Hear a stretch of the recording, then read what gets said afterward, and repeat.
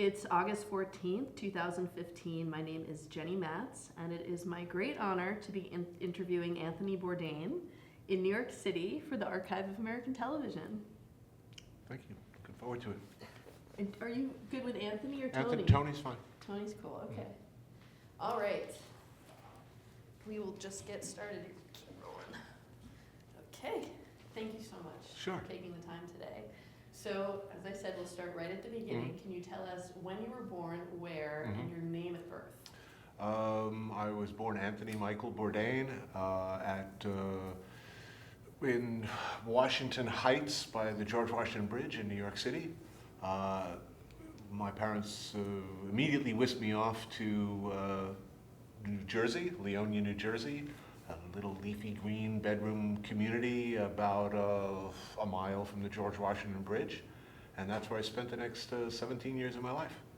And your parents' names and what they did for a living? My father's name was Pierre Bourdain. He was I guess, first generation.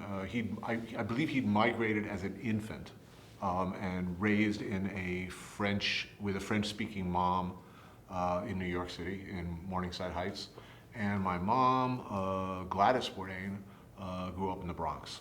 And as a small child, my dad worked in a printing factory, I guess, or for a print company during the day, and as a floor manager at Sam Goody at the Garden State Plaza at night.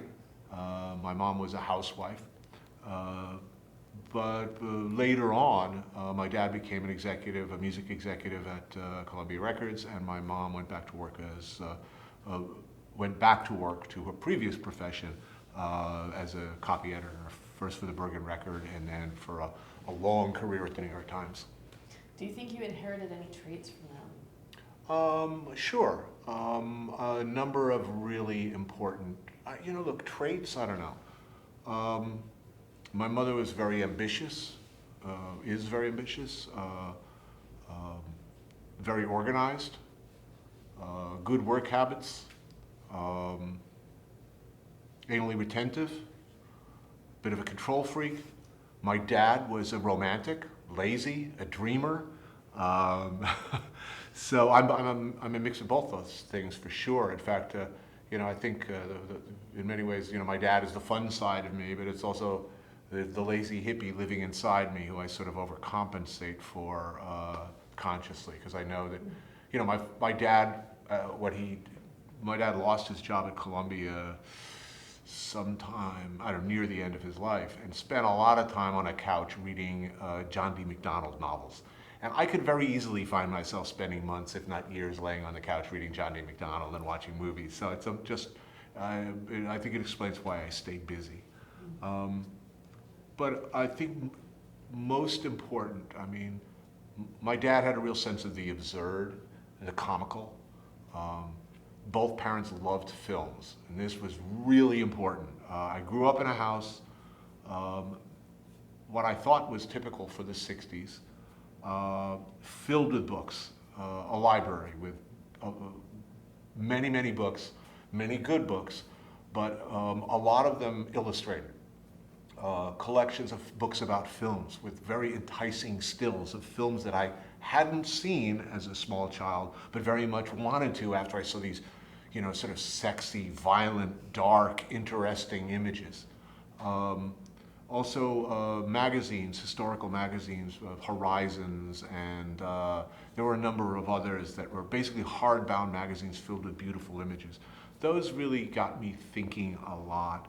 My parents, the importance that books played in my house to my parents obviously carried on to me, and that love of film also. My father later went to work at Willoughby's Camera Store as in their audio department. And back then you could rent, at Willoughby's they would rent 16 millimeter projectors and films, and they had quite an extraordinary collection of films.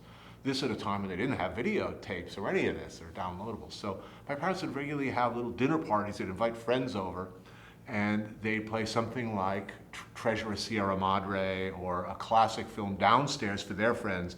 And then to keep all the rotten kids happy, they'd there'd be like a Western or a monster film upstairs.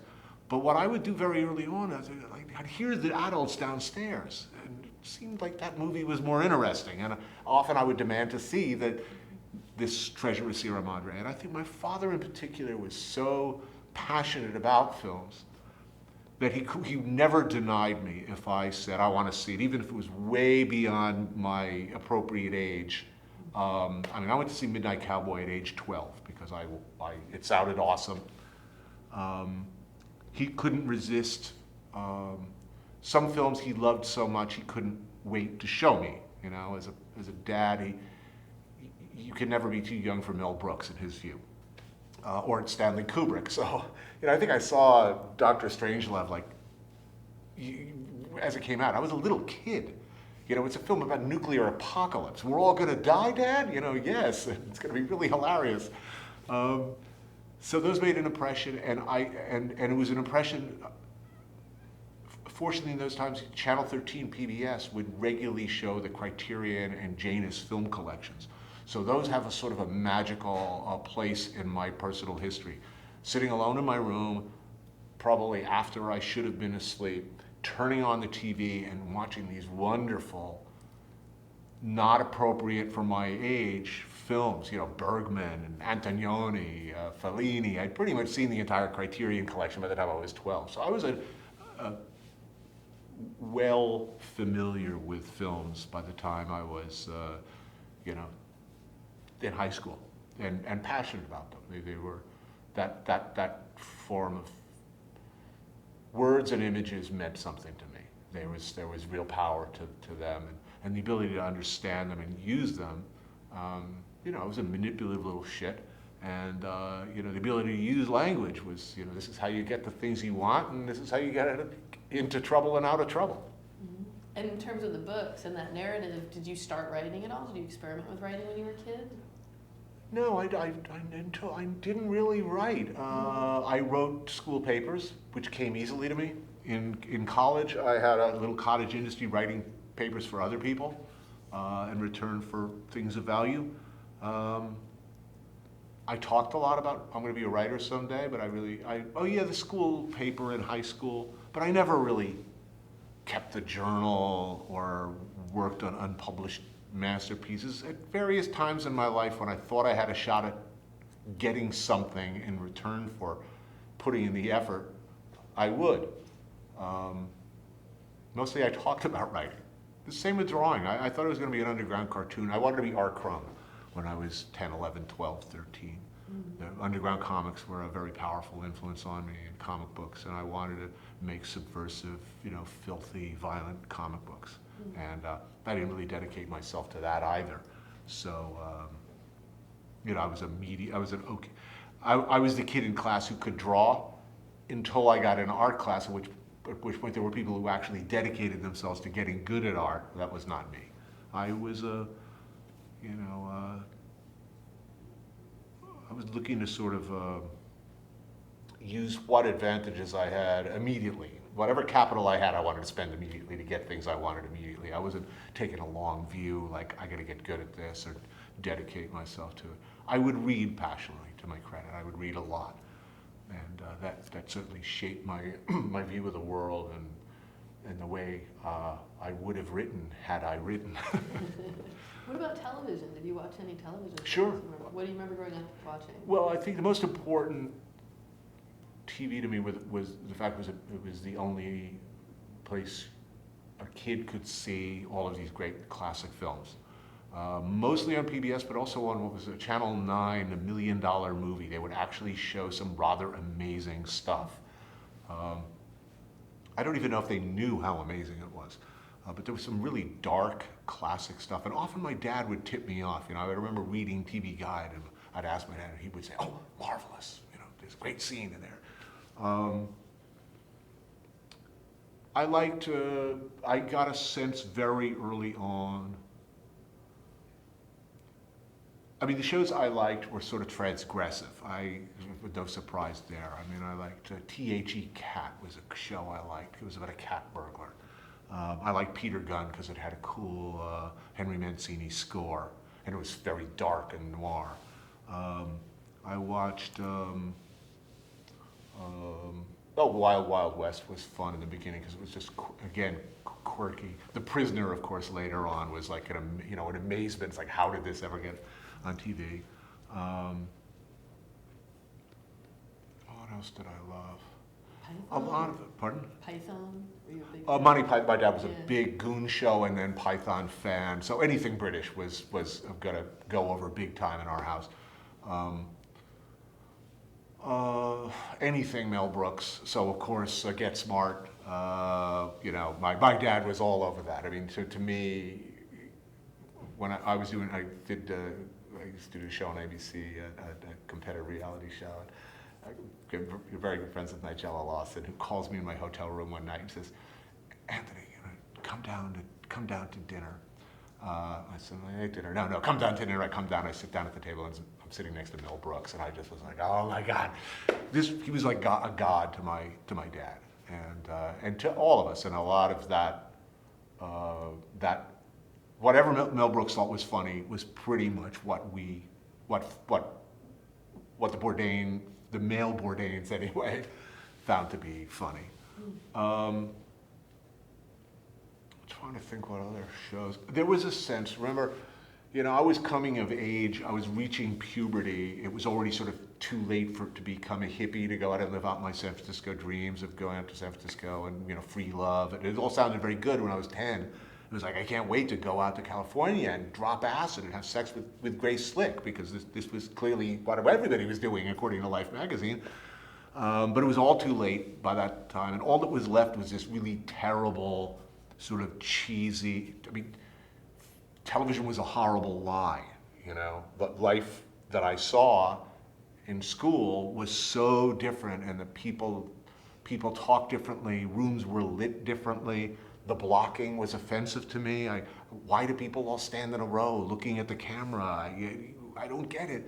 This was deeply offensive and angering to me, in fact. TV made me angry because it was so,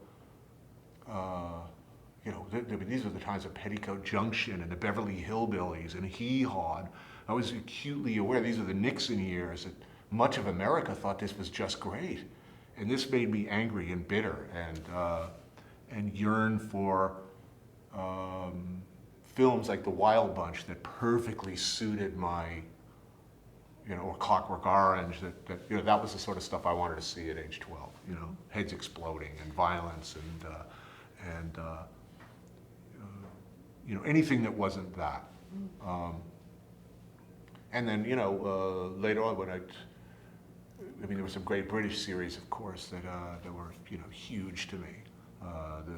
Smiley's People, Tinker Tailor, Soldier's Spy with Alec Guinness, and then the wildly overlooked Edge of Darkness with Bob Peck, which was this magnificent, conspiracy thriller, dark, cynical conspiracy thriller with Bob Peck and an amazing Joe Don Baker that was, these things just stick in the back of my head. And, you see the film, all of the films and shows that were important to me in my life echo in the stuff that we make now.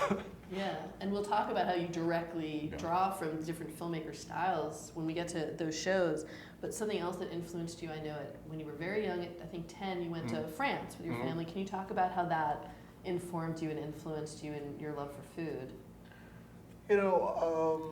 I was first resentful when I went to France. I really wasn't ready for it. It sort of snuck up on me. And I guess, I don't know, I've written about, I was the first person in my family, oddly enough, because my parents were pretty adventurous with food. I was the first person in the family to eat a raw oyster. And I don't know, it was just an important moment that when I took that plunge, something clicked. And I suddenly became a lot more, the reaction I got by eating the oyster and how delicious it was really got me thinking about food in a way that I hadn't before, and I became a lot more open to trying new things, and I realized, there were a number of things I noticed. I was 10, and in France, and my little friends there, they'd get a glass of wine with dinner with a little water in it. on Sunday they'd get a cigarette, which is really extra. I mean, now it would never happen, but they had little Velo Solex motorbikes. So I remember, this France thing, it doesn't suck, and this food is good, and I'm a little drunk, and I'm only 10. It had a romance to it, and I think because I grew up watching movies and listening to a lot of music, my father was in the music industry, I had a lot of music in my life. And I think it's still true to some extent. You tend to look at life as a movie, and you try to position yourself in that movie in a flattering or romantic way. You try to excuse yourself your sins, and the things that hurt you, you try to look at in a way. It's always better to be the tragic hero than,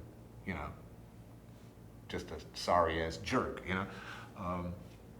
And I found myself in France as a 13-year-old, alone and away from my friends, and the food was a consolation for sure. Mm. And how did that then translate? I mean, you did go to school for a bit, and you were on a different path. How did that translate to you trying to enter that food profession? And what was your first I job? never intended to get into food. I had no desire to get into the restaurant business. Mm-hmm. Zero interest. I like to eat, pretty much. I grew up in a house where my parents were more open to different types of food than probably the average suburban Jersey family. They would make an effort to go to New York and eat different stuff. There were those vacations in France, so clearly it made an impression. But at no point, I wanted to be. I talked about being all of these things, but I never in a million years thought someday I'm going to be a chef. This is really that early enjoyment of food. In no way, for a second, resonated in such a way that I was inspired to do this as a profession. I fell into the business later because it would have me. I was the deadbeat in a summer rental, and everybody else in the house worked in the restaurant business, and a dishwashing job opened up, and they said, "Hey, deadbeat, you're washing dishes now, so you can contribute to the rent." And I said, "Oh, all right." And I went in, and I found a home in the Army, as they say. It was just the first time in my life that I went home respecting myself, and the first time that I respected anyone else, really, or cared what anyone else thought about how or what, how I did what I did, or what I did. Suddenly I found myself with people, for whatever reason, whose approval I wanted. And that meant work, and working hard, and showing up on time, and not letting the others in this organization down. And that was something of a revelation to me, to be part of a thing, a cog in a machine. But a dishwasher was an important cog. I liked that. And when I was, I wanted to cook because the cooks were living better than the dishwashers. They were cooler. They got better girls. They got free stuff. They could afford cocaine. So I fell into the business because I fell in love with the lifestyle and the things that it got me, a horny 17-year-old. And any pride in making any artistry or delusions of artistry, that snuck up on me later. And I ended up going to culinary school largely as a reaction to the fact that I was not very good as a cook. Certainly not as good as I thought I'd been. And when I was disabused of any notion that I was a good cook, painfully and in an embarrassing way, I sort of dragged myself off, tail between my legs. I botched, wasted and squandered my advantages at college. So I went to Culinary Institute. It was an opportunity to be good at something in a profession that, if nothing else, I've been having a lot of fun with, and in a world where I like the people. I like the kind of people that I found in the restaurant business. They were like me. They were misfits and dreamers and refugees and criminals. That's what I wanted to be. Mm-hmm. Who were some of the early cooking influences? I didn't really have any. I talked a good game about, I knew who some of the French chefs were, but I didn't really know how they cook. I couldn't afford to eat in their restaurants. I didn't really have any role models other than the people I work with. I just wanted to be as fast and as competent as able to, I wanted to be able to stay up all night just like my chef and show up the next day and crank out 300 meals competently. Mm-hmm. Did you watch any shows, any cooking shows? I didn't really look. I grew up, I realized, the importance of Julia Child is something that, I grew up taking her for granted. She was there. I grew up with that book on our Mastering the Art of French Cooking on my mom's refrigerator. I grew up eating that food. I knew when company was coming over because chances are something was coming out of that book, or there were a couple of others as well. It wasn't just me she changed and lifted up and subtly or less subtly changed behaviors. She changed all of American behavior. I didn't look at her as a role model or I didn't watch religiously, but just the fact that she was there changed the landscape in a way that was very helpful to me. I was aware, I respected her. I respected what she did, and I also, I was well aware of French food as I knew it at home was coming from her. Mm-hmm. So we're skipping, obviously, a lot of your career in cooking, but when you were working as an executive chef at Les Halles, you penned the article, "Don't Eat Before Reading This," that wound up in the New Yorker. Can you talk about why you decided to write that article and then the impact it had and what it led to? Well, like I said, I've never really written much. I'd written a couple of things for Free Magazine downtown. I tried my hand at fiction unsuccessfully.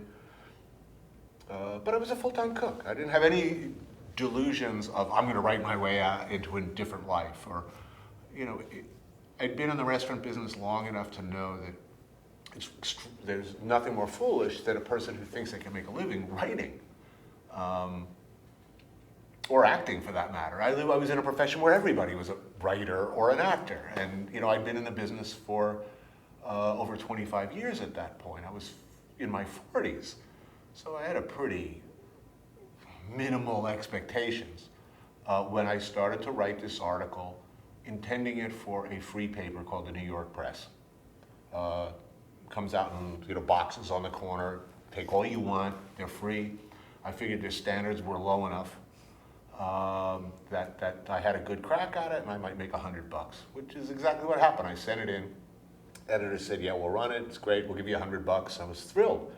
I'd written this article hoping that people in the restaurant business like me in New York City, some of them anyway, would read it and find it entertaining. It would, sort of goose the non-professionals with, scary revelations about, stuff we all knew, like, your unmolested bread is probably going to go out again.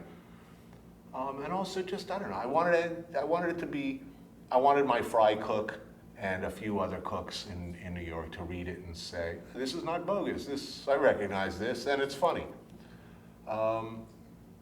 They said they'd take it, and then week after week after week, I kept getting bumped. So in a moment of drunken hubris, I called them up and said, screw you, I'm taking the article back, and I sent it to the New Yorker unsolicited. And I forgot all about it because, who sends stuff to the New Yorker unsolicited. Weeks later, I get a call in the kitchen. It's David Remnick, and it says he's going to print the article. And I was like, wow, that's really great. And it was great. 2 days after it came out, it was a news story. There were reporters chasing me for comment on these horrible revelations, which is like, really? But it changed my life immediately. Did it directly leak to the book deal, or how? 2 days later, my agent called up, and my wife, now ex-wife, answered the phone. She thought it was a joke. They're offering you $50,000 to write any book you'd care to write. I was in a pretty, I was 44. I'd given up any dream of ever being out of debt, current with my taxes, insured, current with my rent, current with the credit card companies. If I was sure of anything, it was that I would never see Vietnam, much less Rome. So it was a nice bit of business. And then the book is Kitchen Confidential. I quickly went to work writing the book. I woke up every day at, I don't know, 5 o'clock, 5:30, would write for 90 minutes or so, a couple hours, go, as soon as I got out of bed, then write, and then I'd go to work. And I think the fact that I was absolutely certain, first of all, I didn't have any understanding of who might read this book. I didn't understand how normal people lived. I'd been in the restaurant business for almost 30 years at this point. I only knew cooks. Normal people with normal lives were an abstraction to me. They were customers. They were these shadowy shapes out in the dining room. So that was very liberating because I was quite sure no one was going to read the book. I didn't know what kind of person would read the book. So I was completely oblivious to any words like expectations. I never asked myself, what do people want? Because how would I know? And I don't know or understand people. So, and I was quite sure that, if anything, my highest expectation was that the book would enjoy some cult success in the New York tri-state area. It's such a New York book. I mean, the Fish on Monday thing, I knew New York markets. I don't know what they do in Cleveland, or it never occurred to me that anyone outside of the tri-state area would read this thing. But that was a very freeing thing, this certainty that, or this being liberated from any image of who might read it and their expectations. And that's a business model I've clung to. I think it's been very useful since then. I joke about, not giving a shit being a good business model. You know what it is, especially in television. Which is an industry, the entertainment industry is, frankly, it's filled with frightened people. And what are they frightened of? They're frightened of not being on TV anymore or not being in the industry. Not giving a shit is really great in that. And it's a good negotiating position, especially if you mean it. Yeah. Safe to say you had no expectation of the success of this. No, I did not. So you followed this book up with a cook's tour, Global Adventures in Extreme Cuisine. So did the book, talk about, did you have any trepidation at all about being on camera? And how did the show come about? Look, a cook's tour was a cynical exercise in, I was still working in the restaurant. I didn't give up my day job, okay? Mm-hmm. Kitchen Confidential's on the bestseller list. But I figure I better keep my day job, But I am aware that my publisher's making money. This book is actually selling. What do I do next? I've only got one life, and I've already written about that. How about, what's the old joke? The journalist goes to his editor and says, "I got a great idea for an article. World's best beaches. Nice try, buddy." That was exactly it. I figured I did pretty well with this book. I'm going to go right back and pitch a book where essentially somebody else pays for me to travel around the world, going to all the cool places that I was quite sure last year I would never see in my life. So the first order of business was like Vietnam and Cambodia and all these places I was very romantic about. They actually bought the book. And then afterwards, some goofs walk into the restaurant and they're like, "We want to make TV with you. We'd love to do TV, I don't know, something with Kitchen Confidential." And at this point, I'd already sold that, I think, to an option on that. But I said, well, so that's gone. But look, I'm about to do this. I'm about to travel around the world and go to all the cool places I ever dreamed of and write about, eating my way around the world, essentially. I guess you could come along and shoot that. And they said, "Oh, okay, well, we want to go pitch that to Food Network." And I said, well, I've been shitting all over Food Network for some time now. I don't think I'm exactly in good odor there. They call back and they say, "Look, we've got a meeting."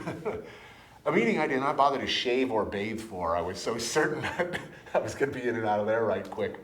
But I guess I fell through the cracks in the sense that the two women who were running the network at the time, the head of programming and head of the network, were both very smart, very wise, clearly with a dark sense of humor, and I think a sense of guilt for all of the really crappy programming that had been so successful for them.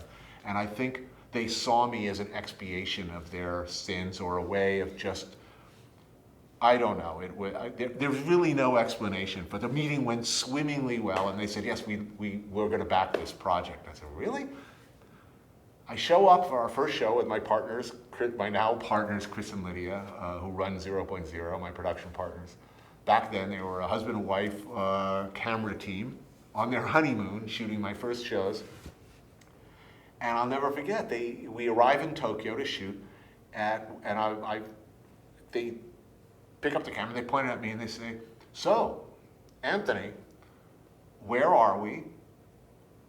Why are we here, and what do you expect to find? And I'm like, what? Like, you want me to talk to the camera?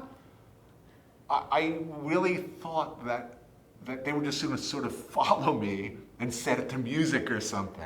But the fact that I would have to turn and talk to the camera was horrifying to me. And after the first few weeks, they tell me now that they went back to New York saying, this is just not going to work out. This is going to be a disaster. This guy's a complete blocks on camera. It all started there, and that I guess we traveled together for weeks. We ended up in Vietnam around halfway through this, like a 7-week shoot in 3 countries. And at one point I find myself with Chris in the room, in a hotel room, and I'm laying on the bed, and I look up and there's a fan like this going around in slow motion. And I look at him and he looks at me, and we're going, we're seeing Apocalypse Now. And we just started doing all of this self-indulgent film references, and I suddenly realized, wait a minute, this filmmaking thing can be fun. We can rip off all of the great, it's a big crayon box. We can actually enjoy this thing. And we started having fun from that point. And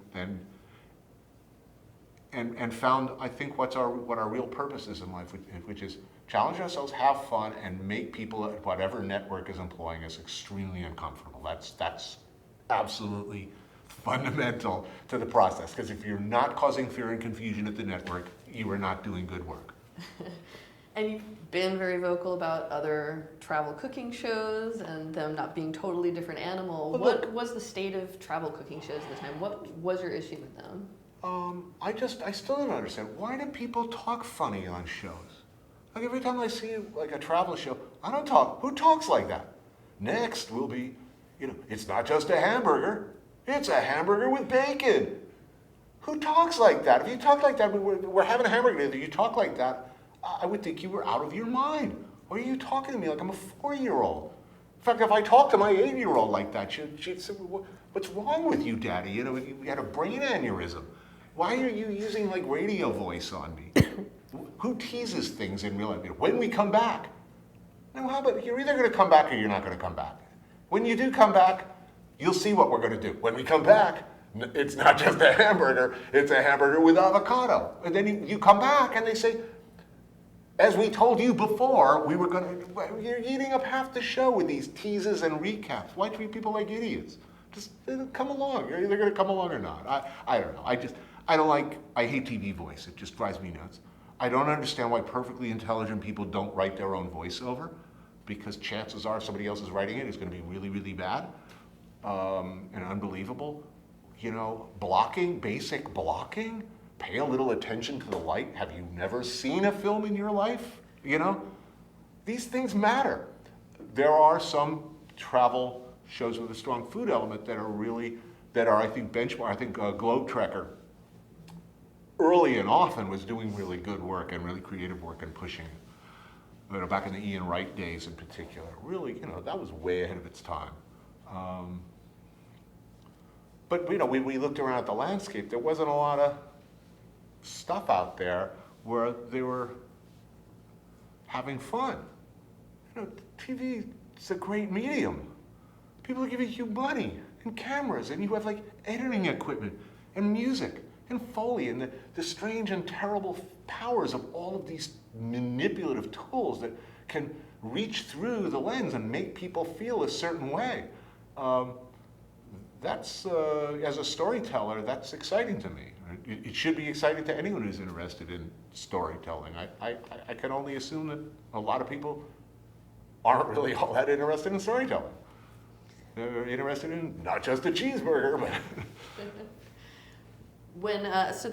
in 2005, you launched No Reservations, and on that show, you insisted on complete creative control. How was that different from the Food Channel, and what was different about No Reservations from a cook store? Well, I think the fact that I had left Food Network rather than, we reached a point, we had reached a crossroads when I'd been on book tour and I bumped into Farah and Adria. Farah and Adria had reached out to me and incredibly, this was 2003, offered to let us have total access to his restaurant, the most creative in the world at the time, his life, his research lab for Tayer. We were very excited about this, went back, told Food Network, we're not interested. By the way, the barbecue show did really well. Could you do more barbecue shows? How about you wear a cowboy hat, ride a pony around a parking lot, go to county fairs, that sort of thing. That rates really well. I just didn't want to do that. So we broke away and went out, Chris, Lydia, and I put up our own money and went out and shot the thing with Farah and Adria with no customer, no buyer, nobody in mind to pay for the post-production or watch the thing, but we just figured we had the opportunity to get this thing on tape, let's go do it. And we used that as a calling card with Travel Channel. And again, I think we benefited at Travel Channel from slipping through the cracks. A really good head of the network was awesome, a guy named Pat Young. And a proven record of not giving a shit. So as far as the creative freedom, people, I think, quickly understood, I'm not kidding. I want you to get your show, I will honor our contract, meaning you pay me to show up on time and deliver an hour of entertaining television. I will do that, but don't tell me to ride the pony, because I won't do that. I'm not difficult. I don't want to communicate with the network at all. I don't need to call them up every 10 minutes asking if they like my hair. I don't need special fizzy beverages or trailers or wardrobe, I don't need any of that. I don't want any help. Just leave me alone. I will deliver the thing that you said you wanted. I'll give you. I don't know. How did it all work out? I think we try, the people I work with, and I work really, really hard. We were given at Travel Channel, in the beginning, the freedom to do the best work we knew how. And we honored that. I mean, we were grateful for it. You give me that kind of freedom, I'm going to do my very, very, very best to make absolutely the best stuff that we can. Like I said before, TV should be fun. It should be interesting. It should be interesting to me and the people I'm working with. Otherwise, why should you bother to watch it? So we try really, really hard. I don't have a message. I'm not trying to beat you over the head with or educate or advocate or inspire, and none of those things. I'm trying to make a really entertaining hour of television that I can live with tomorrow and look in the mirror and say, okay, maybe that didn't work, but we tried really, really, really, really hard, and we did the best we could, and we really pushed it. Hopefully that's a good deal for the network. It seemed to be a good deal for Travel Channel for a whole lot of years. Yeah. And talk about the production. How did you pick the cities? How did you pick the food and the chefs? I have the best job in the world. I've had this job in one form or another for a long time. I sit around with my friend. We'll make one show. And then we sit around in between shots, and I talk with these incredibly talented shooters, cinematographers. We talk about, where do we want to go? What do we want to do when we get there? How do we want to tell the story? What's the most messed up way we can tell the story that's really going to freak everybody out? What's the most different thing we can do from last week? What film did I just see that just thrilled me? And where do we have to go to do something like that? So frequently it'll be 2 o'clock in the morning, I'll have just seen Wong Kar-wai and Christopher Doyle's cinematography on that, and I'll suddenly start making phone calls and emails. It's like, okay, where do we go? Where can we get that light? How do we get shots like that? What kind of production design do we have to do, and cheaply, to make something that beautiful? Often I'm inspired by a film or a cinematographer first, then we think about a location, and then we figure out how we're actually going to do it. But yeah, it's as simple as that. I make a list of places I want to go and things I want to do when I get there, and what I generally think it should sound like and look like. And Rome had to be black and white, obviously.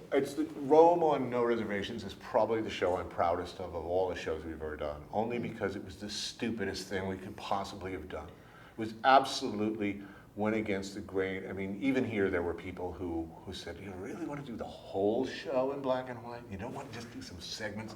It's a really bad idea. I mean, it is a food show. It was more of a food show then. I mean, you go to the most colorful city on earth with fantastic food in almost every scene, and you're going to put that in black and white, and you're going to reference constantly.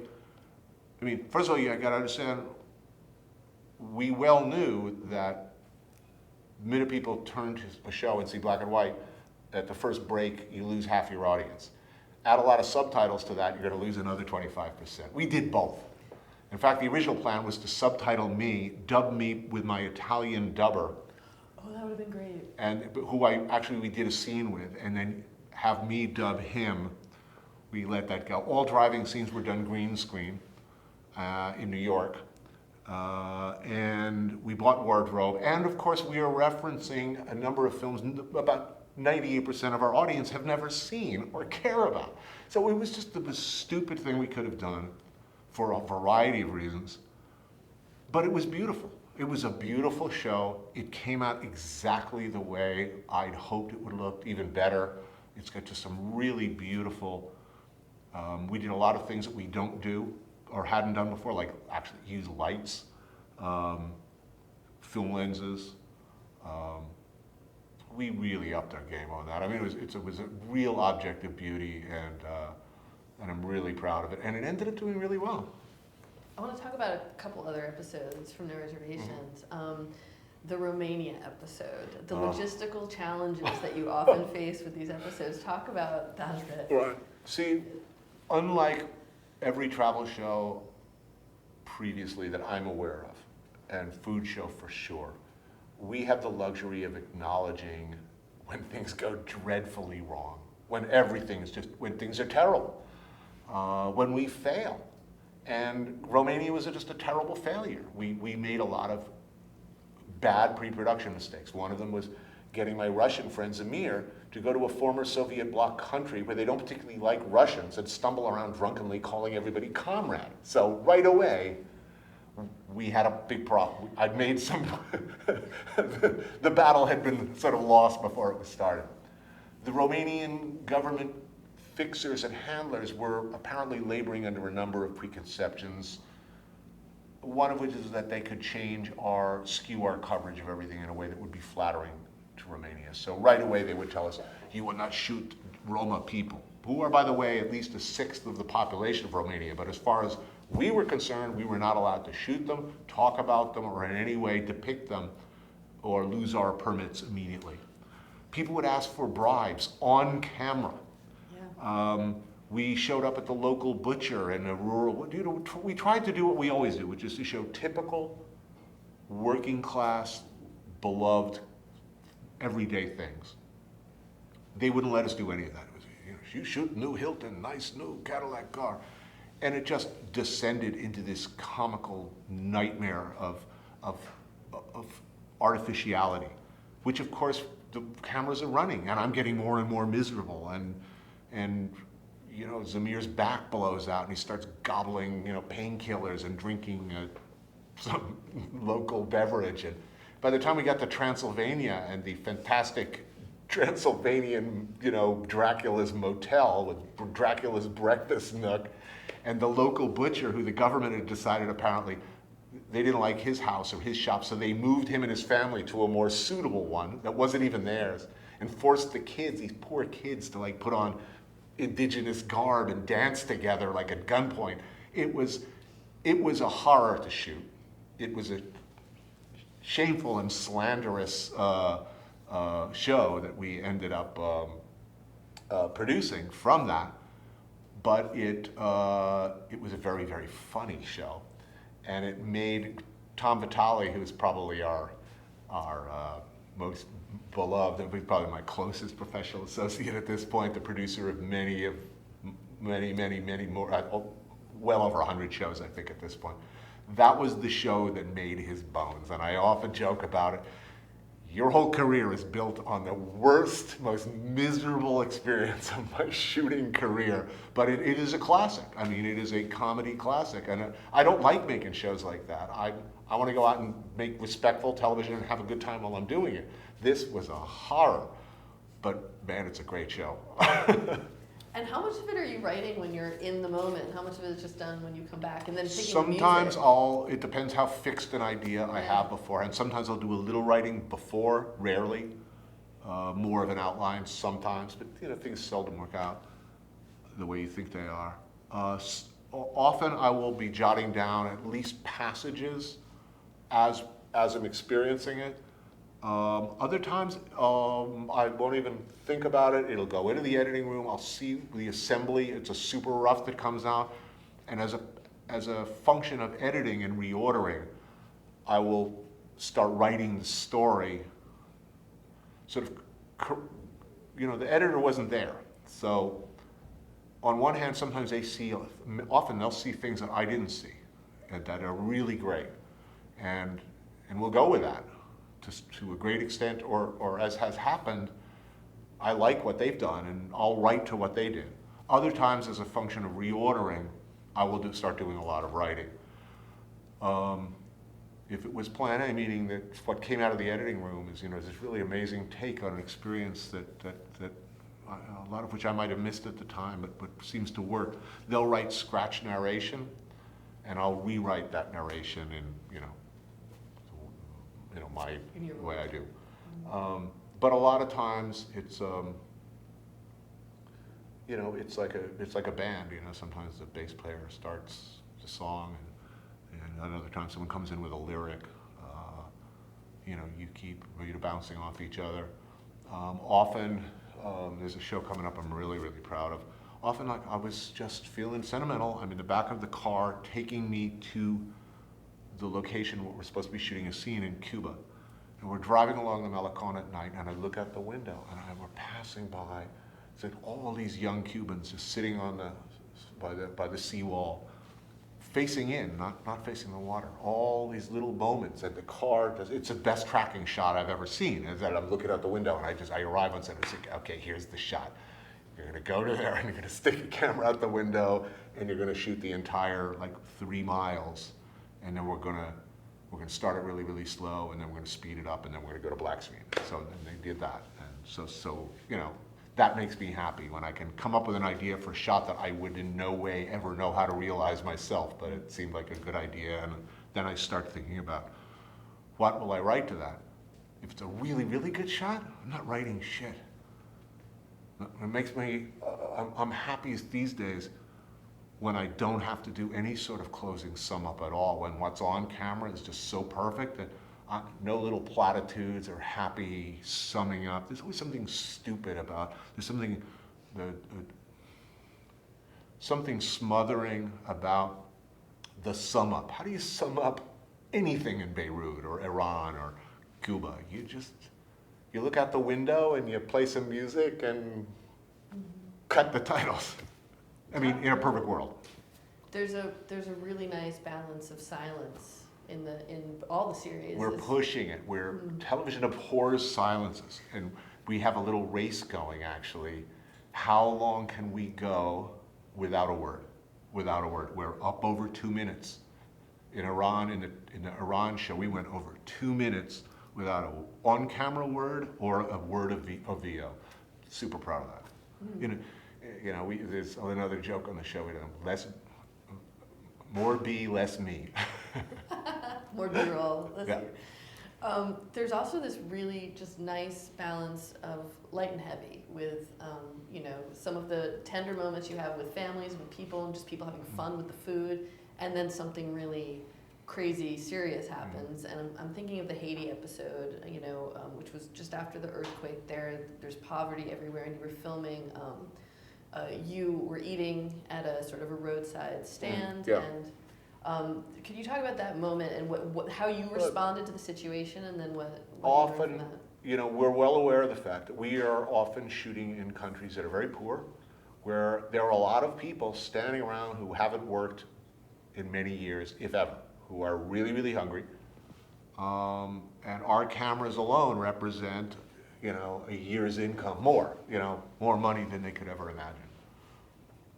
I'm there talking about local cuisine, okay, and that means I'm shoveling food into my face in front of people that a lot of those people can't afford. How do you deal with that? What do you do? The person feeding you, obviously you remunerate them for their efforts, for their food, for their labor, for whatever. We take care of them. But what about the people who are standing there who are hungry? And I think the human, the immediate human inclination when you see hungry kids is, I will feed those kids. So I finish my soup, and I say, well, let's buy out the place. We'll feed all of these kids. Just what we did in Haiti. And as happens, things spin immediately out of control. The bigger kids shove the smaller kids out of the way. The grown-ups who were just as hungry come in and shove the big kids out of the way, and pretty soon you have a riot. And then you have someone stepping in to try to maintain order, which means beating kids with a stick. When this is what a simple, maybe foolhardy, naive desire to take care of an immediate problem, hungry kids, led to unintended and very ugly consequences. People beating other people. A whole breakdown of, there are consequences. We try very hard to slip through places to do no harm. To leave as light or non-existent a footprint as we can.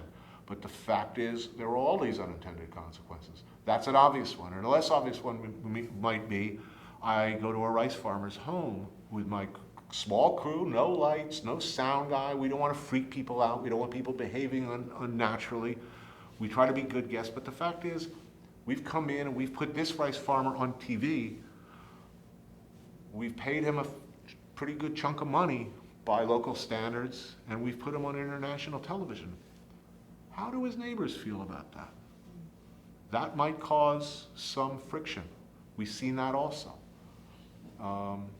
We go to a small, struggling business that's really cool in a remote part of the world. It's the greatest bar ever. Just locals go. We put it on television. Suddenly all these tourists are showing up. It's not the same anymore. So look, we think about those things. We try to do right. You learn over time. But there is something destructive about the camera. We think a lot about these things. Our shooters think a lot about how they hold their cameras, like in different situations. Up here there's a barrier. You're saying I'm in charge. Down here it's a much more passive thing. They can see your face. You can get closer. Size of cameras. That's why we don't use a sound guy, a boom mic in someone's face, people freak. Also, we try to keep the number of people going into tight spaces very low. But there's a lot of ambivalence about what a place was like before and what it might be like after we've been there. And look, I try really hard to do right there. I hate doing market scenes, like walking back, shooters in front of me walking backwards through a market. I'm terrible at, because I'm like, always looking out for someone they might step on or knock over. I'm so bad at that, you know, I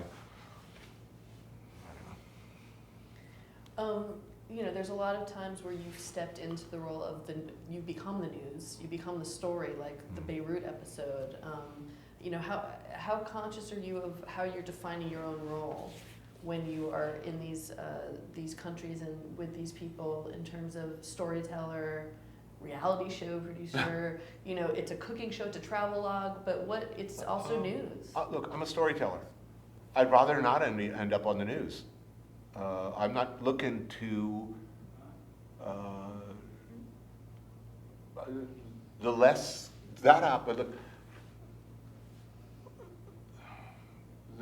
you know, the times I've ended up on the news have been always bad. They've been heartbreaking. I have no desire. I'm not a newsman. I'm not a journalist. I'm not an advocate. I'm not an educator. I'm not looking to inspire or I don't have a political agenda. If anything, I like very much going to a place, thinking one thing, and being completely wrong about all of it. I'm the last person in the world to tell you about a place. Afterwards, I'll show you how I felt about it, what my experience was like. I'll try to keep it subjective and personal. You can trust that or not. I'm making the best effort to tell you how I felt. Is it everything you need to know about Beirut or Iran for that matter? No.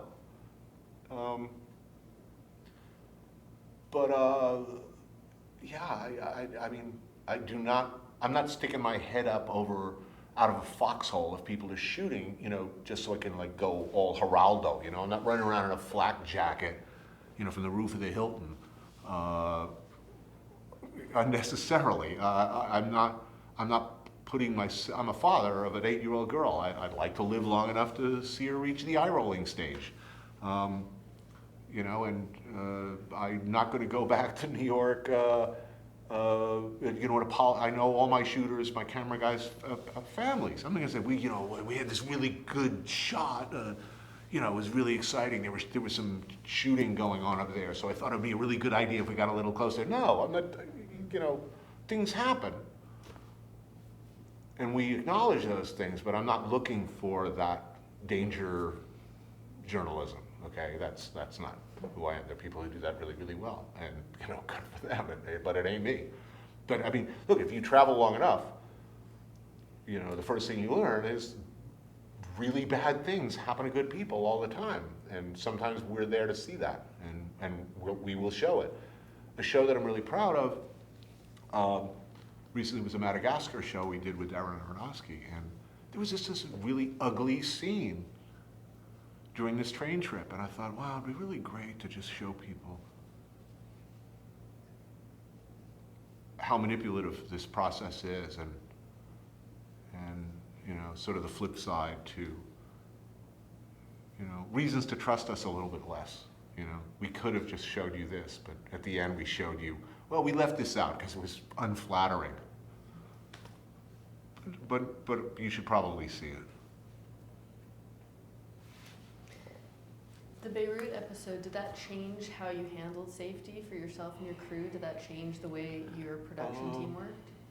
Well, Beirut changed the first trip to Beirut changed, I think, all of our attitudes about, well, it changed everything because first of all, it changed my attitude about the world. It was a very embittering, angering experience. So I really didn't know how to process. My immediate feeling when I came out of it was, we are not making a show out of this, you know. Can you just explain a little bit of what happened? Well, we went to make a show about food and culture in Beirut, swing in Beirut. And, you know, I think day 2 or day 3, my crew and I are sitting there emptying the mini bar. We look out the window and the airport blows up, and the Israelis started bombing and rocketing, blockade, and we were, along with a lot of other people, trapped there for, I don't know, a little over a week, and eventually exfiltrated off the beach. And you know, basically we stood there and watched, you know, whole neighborhoods getting blasted. It was an embittering experience, and I guess the most immediate effect beyond the attitude, the way I looked at the world in general, was we saw that it gave us license to wander away from food a bit. We started to say, you know, it's sort of obscene to try to shoehorn food in every scene, you know? That's not what, I mean, food's super important. It's the way we get people to say things to us, you know, that willingness to accept food and drink from strangers, food and drink that people are often very proud of, that gets us a lot. People open up and their defenses drop, but it's not everything. I didn't come away from that thinking, well, you know, we're important now, we're going to start tackling some really serious issues. It wasn't that. But there was a sense of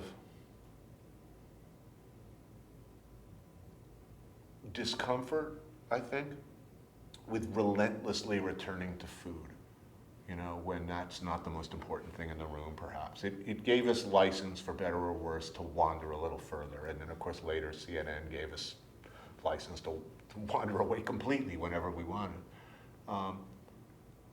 You know, we realized, look, we're in the storytelling business. We're not in the food business necessarily. So, I don't know, it got all of us thinking about a lot of things. You know, what's important in life. You know, I went home and made a baby with my wife. I mean, my then girlfriend. I mean, it was a big, everything changed sort of a thing. And, you know, everybody who was there, the crew who were there with me, I mean, we all changed. And we all, you know, how, you know, I don't know. I guess we'll kind of look back on it, and maybe when I'm further from it, I'll be able to. Right. But it's a place I think we all love going back to. Yeah, and we'll talk about the second time you go back there. Interesting what you said about the, you know, food is the entree, food is how you get the access, and it's kind of the leveler. Would you say food itself is political? Nothing more political than food. Explain that. It's not just what people are eating. That's political. Why do people eat what they eat? I mean, Fez, Morocco, it's all siege food. Okay, it's a walled city. People grow things within their high-walled homes. It's food designed, a lot of preserved food, a lot of dried food, an entire cuisine based on very hard realities in the past of the possible, if not probable, necessity of walling yourself into your home or your city for extended periods of time and waiting for your enemies to die of starvation or, you know, typhus or whatever. A lot of the things people eat reflect those difficult times, difficult histories, invasion,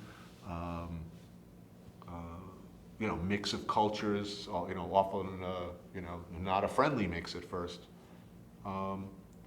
Also, you know, I use the example of Egyptian fool as an example of why food's so important. When we shot in Egypt, this was before the Arab Spring, our fixers were very cool with us, our translators. You have to understand, in a country like Egypt, if you're shooting television, your driver is not just a driver. He probably works for the secret police. He works for the Mukhbarat, the Interior Ministry or whatever. And a lot of your crew guys their job is to keep an eye on you, or if possible, to try to keep you away from military installation or shooting bad stuff.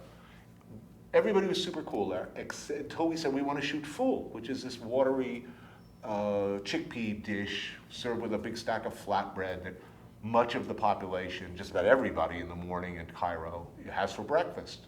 It's the big meal of the day. I said, well, it's everywhere, these stands. It's like the hot dog of Cairo. I said, want to shoot fool? No, this is not interesting. You don't want to shoot this.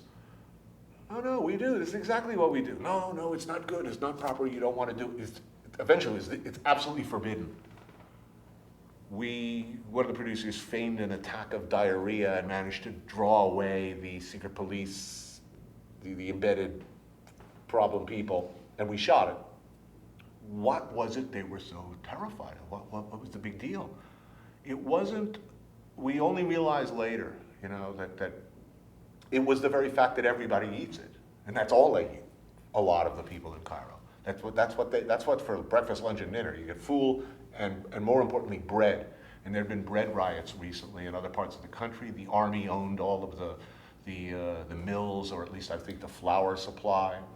And I think they weren't concerned about Americans seeing it and Europeans seeing it. I think they were very aware of the fact that the show's being back into Egypt, and that Egyptian audiences would see, people eating, there's the France show, and then, holy shit, look at us, eating bread and watery beans. And that's what the fear was.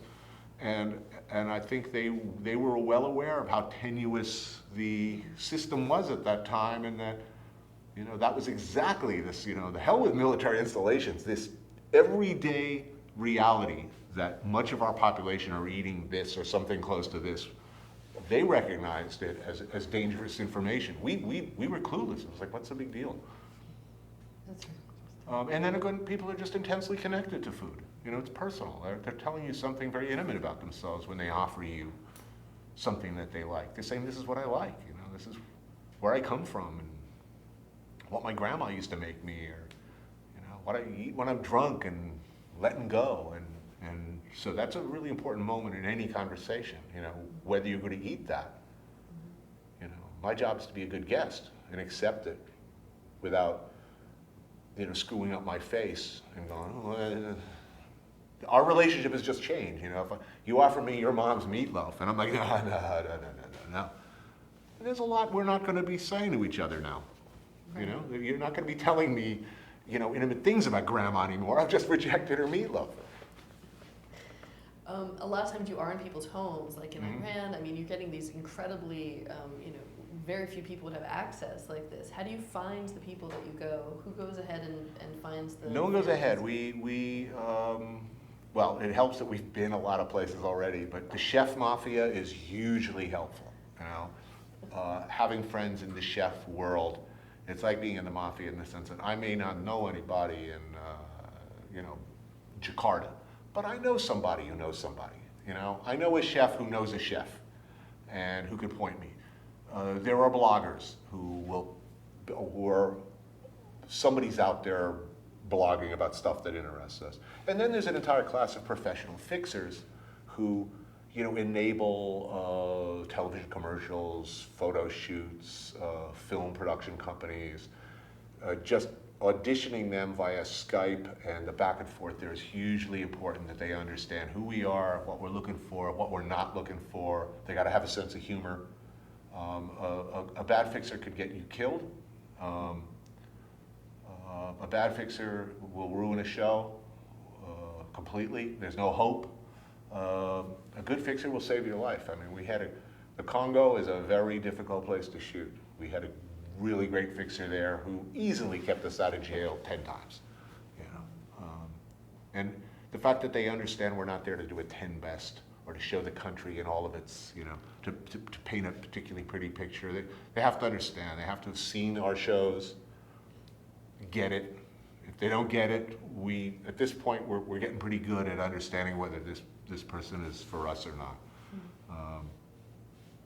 It's a real uphill climb if your fixer is not good. And that's happened, where everything we plan for a show is out the window until we show up. And then when we show up, it's just, we're winging it for an entire hour. It's 90 hours of footage, completely improvised.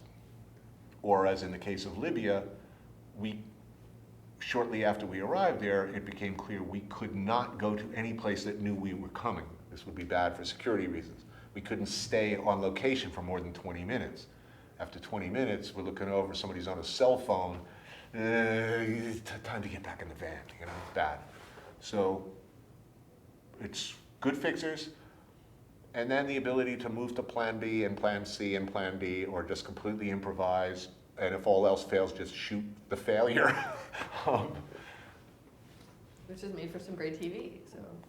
We're very mobile. Look, we're 2 camera people, 2 producers, and me. And we pick up local crew on the ground of camera assistants and translators if necessary, drivers and stuff. But we leave New York as a crew of 5 people, myself included. Talk about your crew and why it's important for you to have the same crew that's been with you all these years. Look, I'm lucky. I've never made television with anyone else. It's like a band.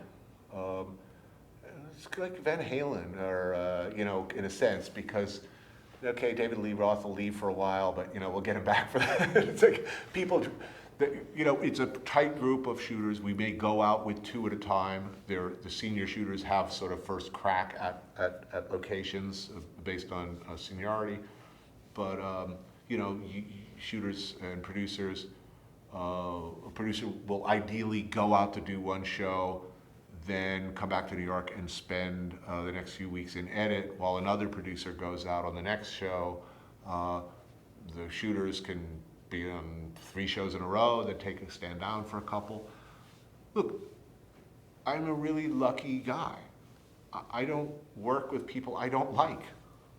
I've never had to. I work with people whose work I admire, who I enjoy collaborating with, who brings amazing stuff to the table, who are able to do things that I can't do. I like them personally. I mean, everybody I work with, if they call me up at night at 12 o'clock midnight, I'm not going to be, oh, shit, that asshole. I like the people I work with. The prospect of working with them is exciting. They all have different strengths and specialties and a way of doing things, and they're all, everybody's got a sense of humor, everybody's really good at what they do, and everybody fully understands that they have license to kill, that we do not want to make television where we put one foot in front of the other in a plotting and efficient way and tell an adequate, competent, comprehensible story. That's not what we are here for. We're here to do the most awesome, stupid thing we can, so that the next crew says, wow, that was pretty awesome and stupid. Let's do something even more awesome and stupid. Before we move on to other shows, what would you say the impact of No Reservations was on culinary television? What's the impact of No Reservations? I don't know. It's something that I try to never think about. I don't think about it, honestly. I think it's really counterproductive to think like that. If you start thinking about you start talking about yourself in the third person if you start asking yourself those questions. I don't care. I don't care. I mean, are other people making shows with echoes of No Reservations? Yeah, probably. Cool. We'll have moved. You can have that block. We've moved on to the next block. Why did it come to an end? No Reservations.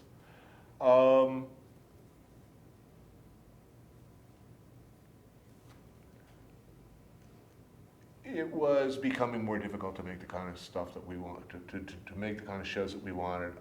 There was a change of personnel. I didn't get the impression that the new people were as open to the kind of attitude that I've been talking about. And CNN called. And when they called, I was like, really? CNN? Are you fully aware of who we are and what we do? So when they did call, we immediately sent them 3 of the most disturbing, off-brand, offensive shows we could think of. Which 3? Rome, in black and white, and then a Christmas special with where Samantha Brown shoots me in the kneecap, and there's backsplatter on a cat, and Christopher Walken with an octopus, and Norah Jones singing songs about poop in Catalonian. It was the show that Travel Channel hated the most and tried to bury desperately. I think they showed it initially on Sunday morning at 7 o'clock. It was like, okay, we'll make your show. It was like, so we sent them that, and they said, no, we know what you do. And we'd like you to come here and do that, and we'd like to help you to just make the best television in your life, and we can help you. Unlike other networks, if you want to shoot in Yemen, we are not unfamiliar with Yemen. We have people and contacts and experience and archival footage and journalists who've worked there for years and Middle East historians and access to all of this information and assistance and logistical help and frankly, you know, the kind of muscle that helps you get into a place like Iran, which is a place I've been trying to shoot for 5 years. So all of the things that they said they could do for us, coupled with the fact that, incredibly enough, they liked us and seemed open to whatever it was that we wanted to do, that was very attractive. And I have to say, they have lived up to their word. We have sent them, they've helped us get into places we never were able to get into before. And as importantly, the times that we've sent them really difficult material, if they blinked, we didn't see it. There was probably some blinking, but they backed our play every time. And I really, everything that CNN ever said they were going to do for me, they did. And they've been very, very, very loyal and very cool. And I've never had a stupid conversation with anyone at CNN, which is a remarkable thing. No one has ever called up and said, have you thought about, you know, or we've been talking and there have been no helpful suggestions, there have been no stupid notes. Notes in the network are fantastic. They're super short and they're like, look, there are 5 shits. Can we cut down to 2? Which is fine because generally we'll put 3 shits and a couple of motherfuckers in so that we can trade down to, 2 motherfuckers and 2 shits. You know, we're well aware of the balance there. But as far as content, subject matter, we sent them some really, really, really difficult stuff that had to cause them some concern. And not only did they back our play, but the shows did well. So they've been great. You never had to do exposition on a hamburger, standing up. No one has ever, we've all been, brainstorming over here, been talking to creative and, never. I like even standards and practices, I like the guy. And we give him some really steaming pant loads of trouble, and he's been cool about it. Have you had that at other places where you had network notes or censorship issues? At one point at another network, they wanted to cut like 75% of it was a clip show, and all of the stuff had aired, but we put it together in such a way that they want to cut 75% of the show. 75%. I ended up calling up the president. The president of the network at the time was this awesome guy named Pat Young, and I sent him apparently he framed he framed the memo, but everything stayed. But yeah, they tried one of these before it went upstairs. I think standards and practices, the lawyers, and whatever, vice president of creative, they all sort of got together and called up and said, it's already been decided, at a mid-level, we've all talked, and the legal agrees, and standards and practices agrees, and the line producers all agree, we just can't have this. And I'm like, yes, we can. Even at PBS with Mind of the Chef, you didn't have was there any pushback on the language? Nothing. Life is good. Look, audiences are smart, actually. Contrary to what I think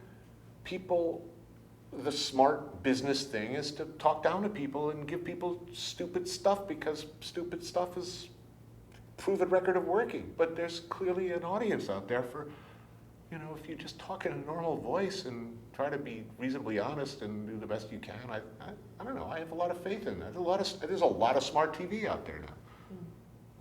There's a lot of really creative TV out there right now, a hell of a lot more than when I grew up. You talk about the golden age of television. Look, TV's pretty good.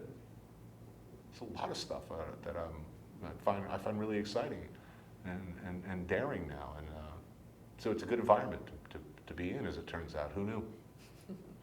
We're gonna take a really quick break. Sure. Just check with time. Yep. And do we need any powdering? Just a little bit of shine. This is